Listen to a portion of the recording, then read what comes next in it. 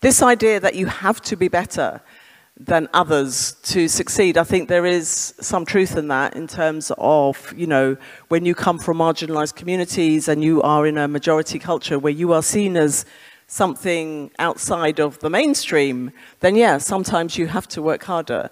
But as you develop, as you mature, you realize that people are complex, life is complex, you know, and I also don't feel angry. And I know it can sound very smug when I say this, but I feel that I turned my anger into energy a very long time ago. Okay. And energy is something that keeps you going, keeps you focused, keeps you productive. And I think that literature has always been policed, right? Because for a long time, women were not published. They were censored, right? Up until maybe the middle of the 20th century, there weren't that many women writers. So there was a policing going on that was the status quo. That was, we were living in a patriarchal society, and for various reasons, men were the people writing the books. Men were the people teaching the literature at university, and they were books by men. And that still continues through today. You know, when you go beyond how people look, their gender, their race, and so on, we're all human, right? Women were cancelled for centuries, right? People of colour are cancelled all the time. Queer people are cancelled. Working class people are cancelled. But we don't call it that, right? Because we're looking at an establishment that has existed and continues to perpetuate a certain kind of status quo. And anybody who doesn't fit into that status quo has been cancelled for a very long time. So let's revisit it.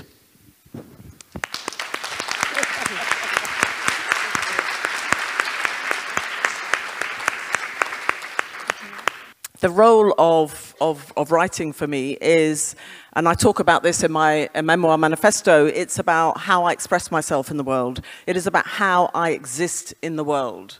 So what I like about my writing is that I am able to process life as it is, whether it's, you know, it's history, contemporary society, whether it's how people behave, human psychology, because I think I'm a very character-driven writer through literature.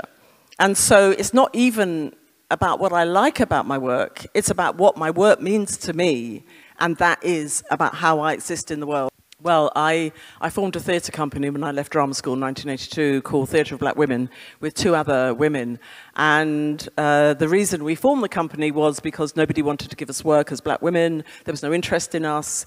There wasn't the kind of cross-racial, cross-casting that exists today, where you will get an actress, Glenda Jackson, at the age of, I think she was 82, playing King Lear, or you'll get Ian McKellen in his 80s playing Hamlet, and you'll get black actors playing white actors and stuff. That was not the case in the 1980s, so there was very little work for us, so we formed our own theatre company and created work that we wanted to produce. I look at my relationships, because isn't that interesting, to look at your creative process through the relationships you've had.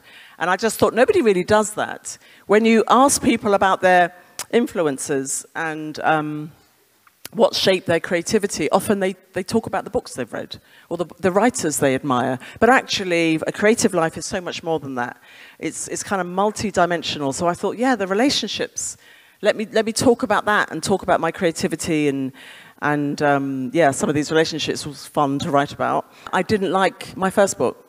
I didn't like it when it was published, actually. So it was published in '94, and it represented poems from the previous 10 years. And that was when I was, in a sense, trying to find my voice as a writer. And so I feel when I look at that book that it is very safe and tame. But actually, I think that is also part of my process. You know, the works tend to be experimental, but the process is also experimental. In the sense that, you know, I'm trying a book in one form and it ends up in another form. And I don't know of any other writers who do that. And I know lots of novelists. I don't know anybody who begins a book as a poem and it ends up a novel, or novel ends up as a poem. I rewrite every line, every sentence, every paragraph, and then the books will go through multiple drafts. I think Girl, Woman, Other took 4 drafts. It was originally 130,000. It was whittled down to 120,000 words. I have gone up to 6 drafts with my books.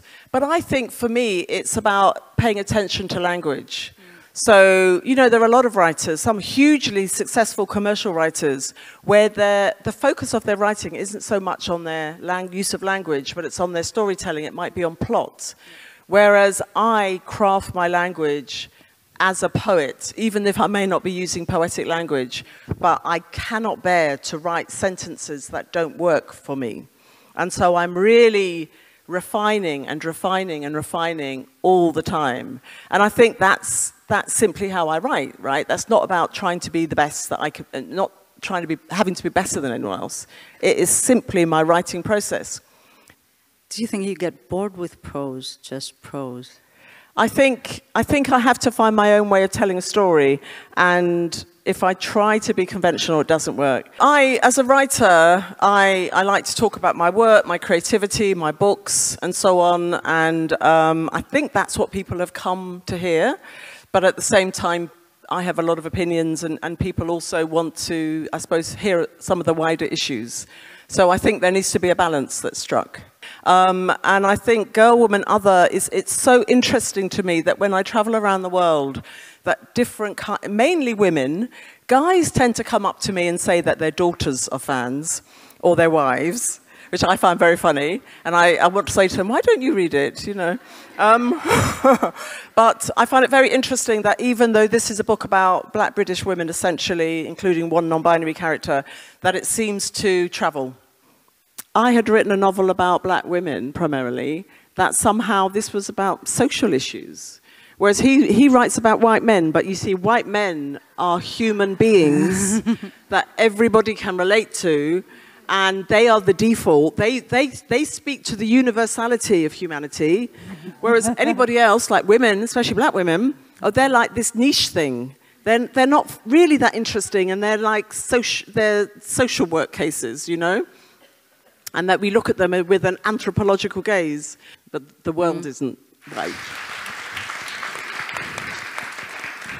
I think we should admit that we like our work, most writers, because it would be sort of disingenuous to say you don't like your own work. If you don't like your own work, why are you writing? And yet we haven't achieved equality and parity as women or as people of colour. Nowhere near it, right?